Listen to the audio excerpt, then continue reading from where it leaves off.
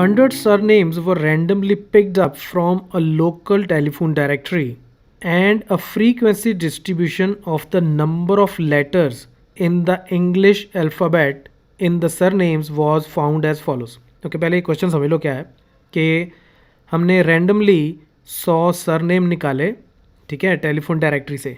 जैसे कोई एक नाम है, जैसे किसी का एक सरनेम है से शर्मा, ठीक है, तो इसमें कितने करेक्टर्स हैं? 1 2 3 4 5 6 करेक्टर, ठीक है। तो ये हमारे पास अब डाटा आ गया कि एक लेटर से लेके 4 लेटर तक जो सरनेम्स हैं वो कितने थे? 6। 30 सरनेम्स ऐसे थे जो 4 से लेके 6 लेटर्स के हैं, एंड सो ऑन, ठीक है। तो एक डाटा आ गया हमारे पास। ओके, अब उसने बोला कि draw a histogram to depict the given information. तो हमने इसी डाटा की अब हिस्टोग्राम बनानी है। देखो, हिस्टोग्राम बनाने के लिए पहली चीज़ क्या होता है, हमारे पास ग्रुप्ड क्लासेस होने चाहिए। तो ये ग्रुप्ड क्लासेस हैं, 1 से 4 का ग्रुप, 4 से 6 का ग्रुप, 6 से 8 का ग्रुप। ओके ठीक है, ग्रुप्ड क्लासेस हैं। फिर कॉन्टीन्यूस क्लासेस भी होनी चाहिए, तो ये कॉन्टीन्यूस भी हैं। ये 4 पे ख़त्म हो रही है, ये 4 से स्टार्ट हो रही है, ये 8 पे ख़त्म हो रही है, ये 8 से स्टार्ट हो रही है, तो कॉन्टीन्यूस भी हैं। लेकिन ये जो हमारे पास डाटा है, ये जो क्लासेस हैं, इनकी क्लास विड्थ या क्लास साइज़ वो वेरी कर रही है। कैसे? अब इसकी क्लास विड्थ जो है वो है 3, इसकी कितनी है? 2, इसकी कितनी है? 2, इसकी कितनी है? 4, और इसकी कितनी है? 8, राइट। तो क्लास विड्थ सबकी डिफरेंट है, तो इसको बनाने का तरीका डिफरेंट होता है। ये हम बहुत डिटेल में ऑलरेडी समझ चुके हैं। पहले इस वीडियो को ज़रूर देख लेना, इस सम को सॉल्व करने से पहले वहाँ मैंने बहुत अच्छे से एक्सप्लेन कर रखा है। अब मुझे इसी टेबल को थोड़ा सा रीडिफाइन करना पड़ेगा, और वो क्या? पहले तो ठीक है, मैं क्लास विड्थ यहाँ पे जो अभी अभी मैंने निकाली थी, 4 - 1 3, 6 - 4 2, 2 4 एंड 8, तो ये तो हो गई क्लास विड्थ। ओके, अब सबसे पहले आप ये देखो कि इसमें से सबसे छोटी क्लास विड्थ कौन सी है। तो सबसे छोटी क्लास विड्थ कौन सी निकली? ये वाली, ठीक है, ये निकली क्लास विड्थ। ओके, अब जो सबसे छोटी क्लास विड्थ है, क्या वो बाकी सारी क्लास विड्थ्स को डिवाइड करती है?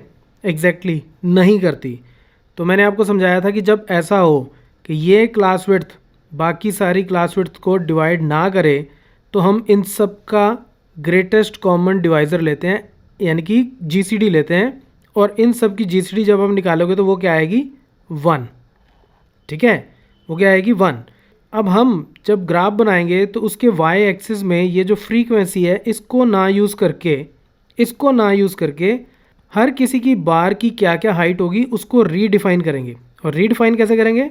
ये जो क्लास विड्थ है 3, इसको 1 से डिवाइड करो तो कितना आ जाएगा? 3 आ जाएगा। 2 को 1 से डिवाइड करूँगा तो 2 आ जाएगा। तो इस केस में क्या हो जाएगा कि एग्जैक्टली सेम ही नंबर मुझे मिल रहा है, ठीक है, कोई फ़र्क नहीं पड़ रहा।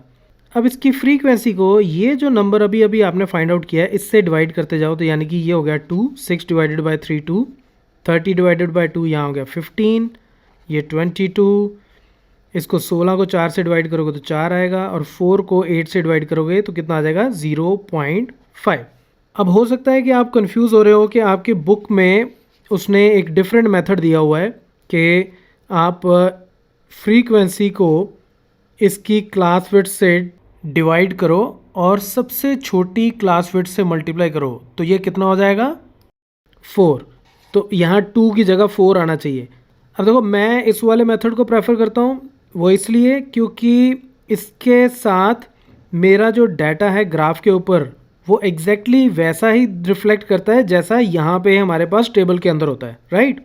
अब ये मैं यहाँ पे ग्राफ बनाता हूँ, और इसके हॉरिजॉन्टल एक्सिस पे मैं रखता हूँ नंबर ऑफ़ लेटर्स को, ठीक है, और वो मेरे 1 से लेके 20 तक होने चाहिए, ठीक है। तो ये मैंने 1 से लेके 20 तक तो बना दिया, और सबका मैंने क्लास इंटरवल 1 रखा। यहाँ पे मैंने 1 1 के, ये मैंने सारे 1 1 के डिस्टेंस पर रख दिए। क्यों 1 1 के डिस्टेंस पर रख दिए? क्योंकि ये जो क्लास विड्थ आई मेरी, ये कोई भी ऐसी क्लास विड्थ नहीं थी जो बाकी सबको डिवाइड करती हो, तो इसलिए मैंने इनका जीसीडी जब लिया तो वो निकला 1, तो इसलिए मैंने यहाँ पे सारे 1 1 के डिस्टेंस पे ले लिए, ठीक है। अब दूसरी तरफ वाई एक्सिस पे मुझे क्या रखना है? सरनेम्स, इनकी फ्रीक्वेंसी, ठीक है। तो फ्रीक्वेंसी इधर जाएगी, और वो कहाँ तक जाएगी? ये मैंने रीडिफाइन की है इसकी बार की हाइट, और वो सबसे ज़्यादा क्या है? 22, राइट। तो ये मैंने 2 2 के डिस्टेंस पे यहाँ पे 24 तक ये लगा लिया, इट्स ओके। अब हम इसको ड्रॉ करते हैं क्विकली। 1 से लेके 4 तक, 1 से लेके 4 तक बार की अब हाइट कितनी होनी चाहिए? 2, राइट। तो यानी कि 1 से लेके 4 तक बार जो है उसकी हाइट होगी हमारी 2। ओके, नेक्स्ट 4 से 6 तक बार की हाइट कितनी है? 15। तो 4 से लेके 6 तक बार की हाइट होगी 15। तो ये 14 और 16 के बिल्कुल बीच में 15 आ गया। तो यानी कि ये यहाँ से मेरी बार ऐसे लगेगी और ये यहाँ 6 तक आ जाएगी, ठीक है। सिमिलरली 6 to 8 22, तो 6 to 8 22 तक जाएगी, ये 22 है, यहाँ तक गई 6 to 8, तो ये 8 तक मेरी बार ये यहाँ पे इतनी आ गई। उसके बाद 8 to 12 4, तो 8 से लेके 12 तक मुझे जाना है 4 तक, तो ये 4 तक मेरा डाटा आ गया। और लास्ट क्या है? लास्ट है 12 से लेके 20 तक 0.5।